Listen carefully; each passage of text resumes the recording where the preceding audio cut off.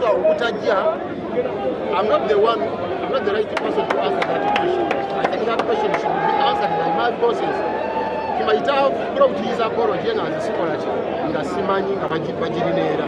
Era mbadde mbasaba muva wano mugende eri mubuuze bakama bange nti yatuusiza okwetonda nze nensamwasamwa n'ebigambo saagala kwegeziwaza waliwo bakama bange ensonga eyo neekwatako.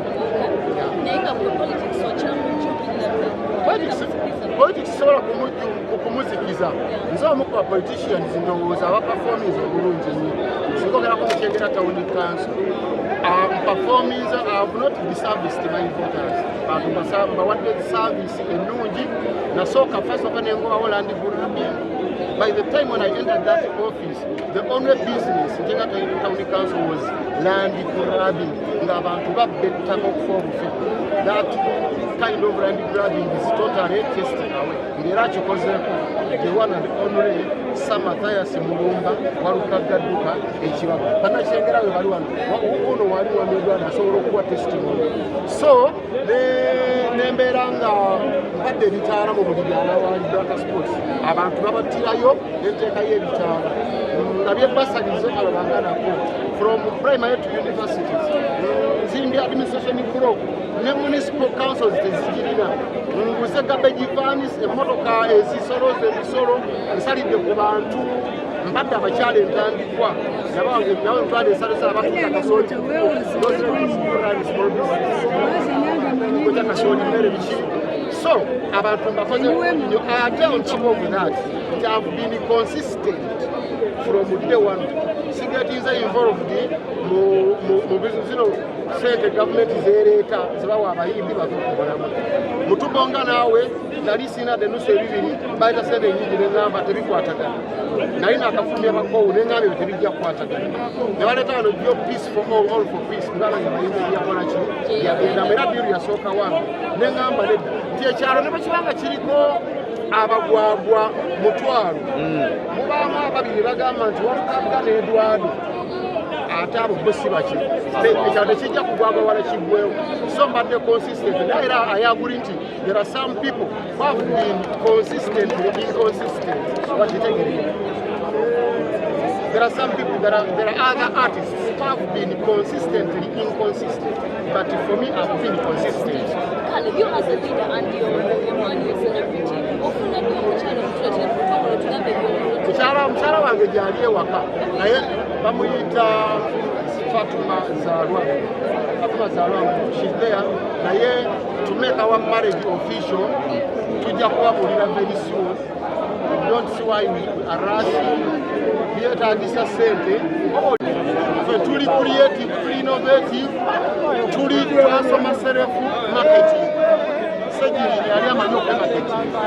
And the same thing Council Coalition. I know Council Coalition is exactly what is ekyo tekirimu yadongomuusamuusa.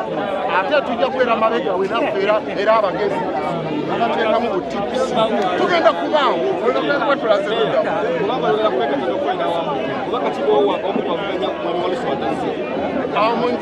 sijja kwogera ku mwami Luswa olw'okuba taze kubanga bakama bange batuufu okuddamu ekibuga ayinza okuba nayalira wadde apology ekizibu nga oloosi nga apology gyeri mu ofiisi kati kiba kinkola buyinza okugyogerako nga simanyi oba yawadde apology abakulu bagimanyi ekyokudibamu bakama bange saagala kwegezibwa.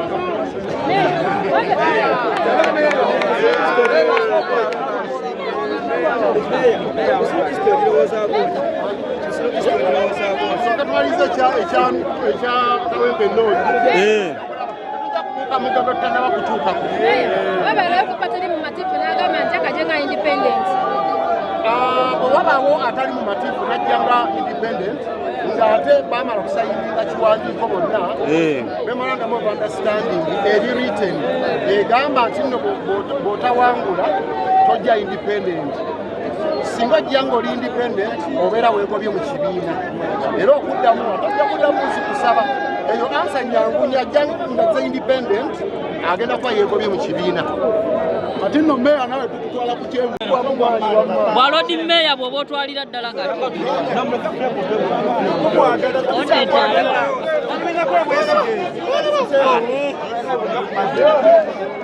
Nsereko tohumula.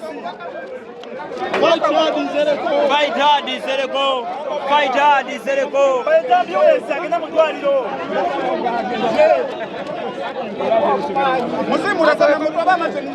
Mwongera mwireko basi.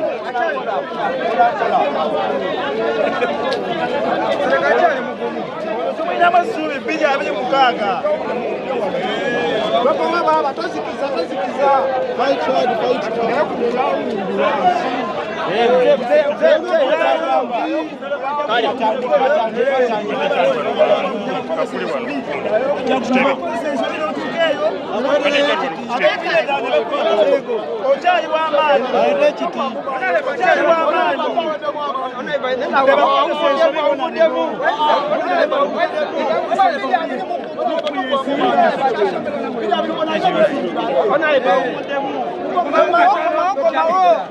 Omukuru ate ogubadde omukuru awumuddemu omukuru ajaba bulungi ajagwa bulungi era wabimanyi muwe kumazi anyweko naye akyali w'amaanyi Nsereko tohumula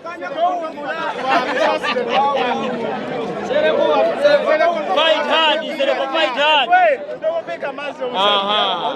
naye kati muyiridde butwe kati atuyana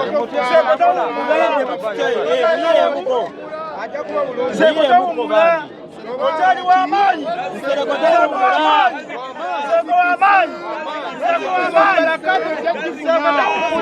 box Nsereko box Nsereko oli waddala